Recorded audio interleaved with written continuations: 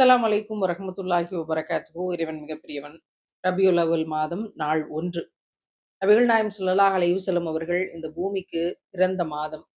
இந்த பூமிக்கு பிறந்து வந்த மாதம். இந்த பூமிக்கு வெளிச்சம் தருவதற்காக அவர்கள் வருகை தந்த மாதம். சுப்ஹானல்லாஹ். இந்த பூமிக்கு மட்டும் இல்ல, இந்த பூமியில இருக்க ஒவ்வொரு ஜீவராசிக்குமே அது எத்தனை பெரிய ஆனந்தம், மகிழ்ச்சி, வெளிச்சம், நலவுகள் கியாமத் நாள் வரைக்கும் அந்த நலவுகள் இருந்துகிட்டே இருக்கும் அப்படிங்கிறது தான் ஒரு மூமினோட நம்பிக்கை. ஒரு ஒரு நாள்லயும், ஒவ்வொரு தொழுகையின் வக்திலையும், ஒவ்வொரு செயல்கள்லயும் அவங்கள ஃபாலோ பண்ணி, அவங்கள ஞாபகம் கொண்டு, அவங்களுடைய நடைமுறையில நம்ம நடைமுறைய அமைச்சுக்கிறது என்னை பொறுத்தவரைக்கும், எப்படியாவது அவர்களுடைய பாதையில போயி, அவங்க எங்க இருக்காங்கன்னு அவங்கள கண்டுபிடிச்சிரணும் அப்படிங்கிறது தான், இந்த வாழ்க்கையினுடைய நோக்கமாக இருக்க முடியும் அப்படின்னு நான் நெனைக்கிறேன். உமர் ரலியல்லாஹு அன்ஹு அவங்க ஒரு தடவ ரொம்ப சிரமத்துல வாழ்க்கைய நகர்த்தி கொண்டு போயிட்டுருக்காங்க. எப்போ அப்படின்னா, சாமானிய மனிதராக இருக்கும்போது இல்ல. கலீஃபாவாக இருக்கும்போது, நாட்டுக்கு அரசராக, அதிபராக இருக்கும்போது. அப்படி இருக்கும் பொழுது, அவங்களுக்கு எப்படியாவது கொஞ்சம் சம்பளத்த உயர்த்தி தரலாம் அப்படின்னு எல்லாரும் நெனைக்கிறாங்க. அந்த காலத்துல அரசருக்கும் சம்பளம் குடுக்கப்பட்டிருக்கு. அந்த சம்பளத்த வாங்கி தான் அவங்க குடும்பத்த நடத்தியிருக்காங்க. எல்லாமே என்னுடையதுங்கிற மனநிலையில யாருமே இருக்கல. அப்படி இருக்கும் பொழுது, யார் மூலமா இந்த தகவல சொல்றது அப்படின்னு நெனச்சு, எல்லாருக்குமே அவர்கிட்ட போய் இந்த தகவலை நேரடியாக கேட்பதற்கு பயம். எனவே அவங்களுடைய மகளார் மூலமாக அலி ரலியல்லாஹு அன்ஹு அவங்க சொல்லி அனுப்புறாங்க. இந்த மாதிரி உங்களுக்கு பல தேவைகள் இருப்பதை தெரிஞ்சுக்கிட்டு, உங்களுக்கு கொஞ்சம் சம்பளத்தை சேர்த்து தரலாம்னு ஆலோசனை பண்ணிக்கிட்டு இருக்கிறாங்க. உங்களுடைய கருத்து என்ன? அப்படின்னு கேட்கிற போது, அவ்வளவு தூரம் மனசுக்குள்ள கோவப்பட்டு, கொஞ்சம் நிதானமாக, "அன்பு மகளே, நீங்கள் நபிகளாரோடு இருந்தீர்கள் தானே?" மகள ரசூலுல்லாவுக்கு திருமணம் முடிச்சு குடுத்திருந்தாங்க. "அப்ப நீங்க நபிகளாரோடு இருந்து அவங்களோட வாழ்வியலை பார்த்தீர்கள் தானே?" "ஆமா." "என்னென்ன பொருட்கள் வச்சிருந்தாங்க?" அப்படின்னு கேட்கும்போது, ஒரே ஒரு பாய் இருந்தது. ஒரே ஒரு போர்வை இருந்தது. அந்த போர்வையை வெயில் காலத்துல 4ஆ மடிச்சதற்கு மேல படுத்துக் கொள்வாங்க. குளிர்காலத்துல 2ஆ மடிச்சு அதை தனக்கு மேலேயும் போர்த்திக் கொள்வார்கள். அவங்க வச்சிருந்த சில சில சில பொருட்களை விரல் விட்டு எண்ணக்கூடிய சில பொருட்கள். இவ்வளவுதான் அவங்களுக்கு இருப்பாக இருந்தது அப்படின்னு சொன்னாங்க. அவங்க எத்தன உடை வச்சிருந்தாங்க? 2 உடைகள் வச்சிருந்தாங்க. ஒரு சிவப்பு நிற உடை வச்சிருந்தாங்க. இந்த சிவப்பு நிற உடையை அவர்கள் யாராவது விருந்தினர்கள் வரும்போது, வெளியூர்ல இருந்து வரும்போது, அரசு சார்ந்த யாரையாவது போய் வரவேற்க வேண்டி இருக்கும் பொழுது, அந்த சிவப்பு நிற உடைய அணிந்து கொண்டு போவார்கள். அப்படின்னு சொல்லி சொல்றாங்க. அப்ப 2 உடை தான் வச்சிருந்தாங்களாம். ஆமா, 2 உடை தான் வச்சிருந்தாங்க. நபிகள் நாயகம் ஸல்லல்லாஹு அலைஹி வஸல்லம் அவர்கள் இந்த உலகத்திற்கு வெளிச்சமாக வந்தவர்கள். இறைவனுடைய இறுதி தூதராக இருந்தவர்கள். அவங்க இந்த பாதையில தான் வாழ்ந்துட்டு போயிருக்கிறாங்க. நான் இருக்கிற சம்பளத்தை கொண்டு இருக்கிற வாழ்க்கையை வாழ்ந்து கடந்து போகணும். அவங்க எப்படி எளிமையாக இருந்தாங்களோ, அதே எளிமையான வழியில நானும் வாழ்ந்து, எதையெல்லாம் சுருக்கணுமோ அதையெல்லாம் சுருக்கி, அதே வழியில நடந்து போயி, அவங்கள அங்க போய் நான் கண்டுபிடிக்கணும்னு நான் நெனைக்கிறேன். வேற ஏதாவது ஒரு பாதையில போனேன்னா, ஆடம்பரமா வாழ்ந்தோ, இல்ல பொய் சொல்லியோ, இல்ல நெறைய பொருட்களை தங்கம், வெள்ளின்னு என் கஜானால சேர்த்து வச்சோ நான் வாழ்ந்தேன்னா, நான் வேற வழியில போயிருவேன். அங்க ரசூலுல்லாஹ் இருக்க மாட்டாங்க. அவங்கள என்னால கண்டுபிடிக்க முடியாது. அபூபக்கர் ரலியல்லாஹு அன்ஹு அவர்கள் ரசூலுல்லாஹ் வாழ்ந்த மாரி அவங்களுடைய பாதையிலேயே பயணிச்சு போயிட்டாங்க வெற்றிகரமா. நானும் அதே போல அதே வழியில போனா தான் அவங்கள கண்டடைய முடியும். என் உயிரினும் மேலாக நேசிக்கும் முத்தம் நபிகள் நாயகம் ஸல்லல்லாஹு அலைஹி வஸல்லம் அவர்களே அவர்களுடைய வழியில் வாழ்ந்து அந்த பாதையில போய் அவர்களை கண்டடையணும்ங்கிறது தான் எனக்கான வாழ்க்கையின் லட்சியமே தவிர, நீங்க சொல்ற மாதிரி இந்த சம்பளத்த கூட வாங்கிக்கிட்டு, இன்னும் 4 பொருட்கள வாங்கிக்கிட்டு, இன்னும் 4 செலவ செஞ்சுக்கிட்டு நான் போனா வேற பாதையில போயிருவேன். அது எனக்கு தேவ கிடையாது. வேறுபட்ட ஒரு நாட்டினுடைய தலைவர்ன்னு பாருங்க. நபிகள் நாயகம் ஸல்லல்லாஹு அலைஹி வஸல்லம் அவர்களே அவங்க எப்படி நேசிச்சாங்கன்னு பாருங்க. அவங்க உயிரோட இல்ல, மரணிச்சுட்டாங்க. அதுக்கப்புறம் இவங்க நாட்டுக்கு தலைவராகுறாங்க. அதற்கு பிறகும் கூட என்னுடைய வாழ்க்கையின் லட்சியம் என்ன? ரசூலுல்லாஹ் காட்டுன பாதையில போயி, அப்படியே வாழ்ந்து, அந்த வழியிலேயே இருந்து, அவங்கள போய் எப்படியாவது கண்டுபிடிச்சிரணும். அது அந்த வழியில போனா அவங்கள போய் அடைஞ்சிரலாம்ல. இதுல இருக்கக்கூடிய படிப்பினைகள் என்னன்னு பாருங்க. இன்னைக்கு நம்ம ரசூலுல்லாஹ் காட்டுன பாதையில தான் நம்ம பயணிச்சு போகுறோமா? அப்படிங்கிற விஷயம் மிகப்பெரிய கேள்வி. எப்படி உலகம் முழுவதிலும் நபிகள் நாயகம் ஸல்லல்லாஹு அலைஹி வஸல்லம் அவர்களை பல்வேறு வடிவங்களில் நினைவு கூறுகிறார்கள். பாட்டு பாடி, நடனமாடி, ஆர்ச் வச்சு, சீரியல் பல்ப் போட்டு, பல்வேறு விழாக்களை கோலாகலமாக நடத்தி இவற்றையெல்லாம் வெளிப்படுத்துறாங்க. இன்னும் சில இடங்கள்ல அப்படியான விழாக்களுக்கு நாங்க போகிறபோது, கையில இதிலிருந்து இதுவரைக்கும் வளையல்களை ஒரு 12 வளையல் இந்த கையில ஒரு 12 வளையல்னு போட்டுட்டு, மேக்கப் போட்டுட்டு வந்து அந்த நிகழ்வுக்கு வர்றாங்க. என்னன்னு கேட்கும்போது, ரசூலுல்லாவுக்கு வந்து வருஷம் வருஷம் இந்த ஃபங்ஷன் நாங்க வைப்போம். வெளியூர்களுக்கு நாங்க போயிட்டோம். இந்த ஒரு விழாவுக்கு தான் நாங்க 1 வாரத்துக்கு நாங்க குடும்பத்தோட எல்லாரும் பல ஊர்கள்லேருந்து வருவோம். வந்து இங்க 1 வாரம் இருந்துட்டு, இதெல்லாம் கொண்டாடிட்டு நாங்க போயிருவோம் அப்படின்னு சொன்ன ஒரு பெண்மணியினுடைய செய்தி எனக்கு இன்னும் ஞாபகம் இருக்கு. அவங்களுக்கு தெரிந்த நபியின் மீதான பாசத்தை வெளிப்படுத்தக்கூடிய விதம் அவங்களுக்கு அப்படி தெரிஞ்சிருக்கு.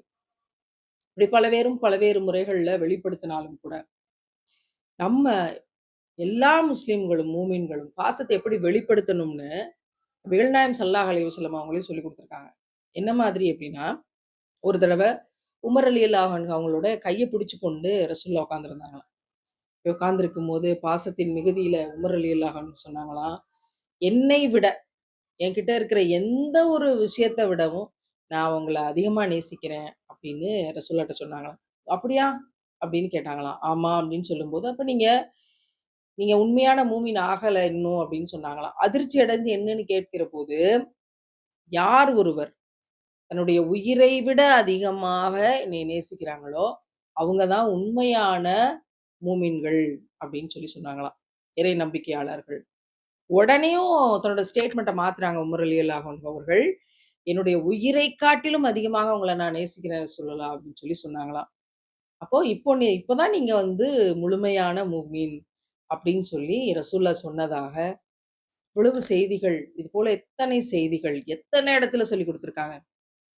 உயிரை விட அதிகமாக நபிகள் நாயகம் ஸல்லல்லாஹு அலைஹி வஸல்லம் அவர்களை நேசிக்கணும். எப்படி நேசிக்கணும் அப்படிங்கிறதுக்கு, நபிகளாரே நமக்கு கற்றுக் கொடுத்த வார்த்தைகள் இது ஒவ்வொன்னும். என்ன மாதிரி எப்படி நம்ம உயிரை விட அதிகமா நேசிக்கிறது? ஒரு பேப்பர் எடுத்து, "யா ரசூலுல்லாஹ் நான் உங்களை உயிரை விட அதிகமாக நேசிக்கிறேன்" அப்படின்னு எழுதுவோமா? எழுதி காட்டுவோமா? வாழ்ந்து காட்ட வேண்டும். எப்படி வாழ்ந்து காட்ட வேண்டும்? அவங்க எப்படி எளிமையா இருந்தாங்க, நம்மளும் எளிமையா இருப்போம். அவங்க எப்படி அதிகமா தான தர்மம் செஞ்சாங்க, நம்மளும் அதிகமா தான தர்மம் செய்வோம். தன் கையில் கிடைத்தவற்றையெல்லாம் திண்ணை தோழர்களுக்காக எல்லாத்தையும் விட்டுட்டு வந்து தனியாக வாழ்ந்து கொண்டிருக்கிற அந்த திண்ணை தோழர்களுக்காக எப்படி வாரி வழங்குனாங்க, அதுபோல நாமும் கடினப்பட்ட அனாதைகளாக இருக்கிறவர்களுக்காக வாரி வழங்குவோம். அவங்க எப்படி சத்தியத்தின் பாதையில இணை வைக்காம நின்னாங்க, நம்மளும் சத்தியத்தின் பாதையில இணை வைக்காம நிப்போம். அவங்க எப்படி வாழ்க்கையை எளிமையாக்கி கொண்டு, ஒவ்வொரு விஷயத்திலயும் நீங்க செய்யுங்கன்னு இல்லாம, தானும் இறங்கி போய் செஞ்சாங்க. அதே மாதிரி நம்மளும் மக்களுடைய பணிகள்ல இறங்கி போய் வேலைகளை செய்வோம். ஒவ்வொரு விஷயத்திலயும். எந்த பக்கம் திரும்பி படுக்கணும்? எப்படி பல் துலக்கணும்? எப்படி என்ன சொல்லிட்டு கழிவறைக்குள்ள போணும்? என்ன சொல்லிட்டு கழிவறைக்குள்ள இருந்து வெளிய வரணும்? திடீர்னு தூக்கத்துல இருந்து முழிச்சுட்டா என்ன சொல்லணும்? எப்படி குளிக்கணும்? குளிப்பு கடமை என்பது எப்படி? இதுல மட்டும் இல்ல நபிகளார ஃபாலோ பண்றது அப்படிங்கிறது.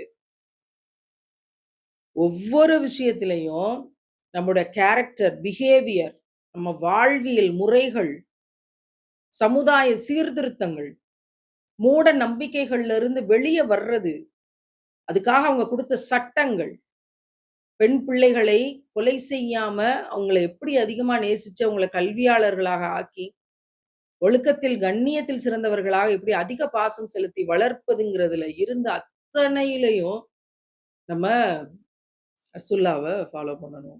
இப்படி ஃபாலோ பண்றதுல நெறைய சிக்கல் வரும். கூட இருக்கவங்க சில பேர் வேண்டாம்பாங்க. இதுக்கு முன்னாடி வேற நடைமுறைகளை ஃபாலோ பண்ணி கொண்டிருந்தவங்க, இதத்தான் ஃபாலோ பண்ணணும்பாங்க. அவங்களுடைய கலாச்சாரத்த எடுத்து குடுப்பாங்க. இது இப்படிதான் செய்யணும், அது அப்படிதான் செய்யணும் அப்படின்லாம் நெறைய தடைகள் வரும்பொழுது, நெறைய போராட வேண்டியிருக்கும். இப்படி போராட வேண்டி இருக்கும்போது, நெறைய பேர இழக்க வேண்டியிருக்கும். நெறைய சொத்துக்கள இழக்க வேண்டியிருக்கும். நெறைய ஆ இழப்புகள் வரும். சொல்லடி, கல்லடி எல்லாம் வரும்.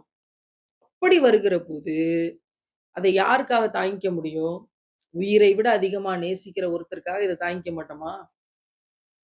உயிரை விட அதிகமாக நேசிப்பது அப்படிங்கிறதுல நபிகள் நாயகம் ஸல்லல்லாஹு அலைஹி வஸல்லம் அவர்களுக்கு அடுத்து, கீழ அப்படித்தான் யாரையாவது நம்ம சொல்ல முடியுமே தவிர, இதுக்கு மேல யாரையும் நம்மளால சொல்ல முடியாது.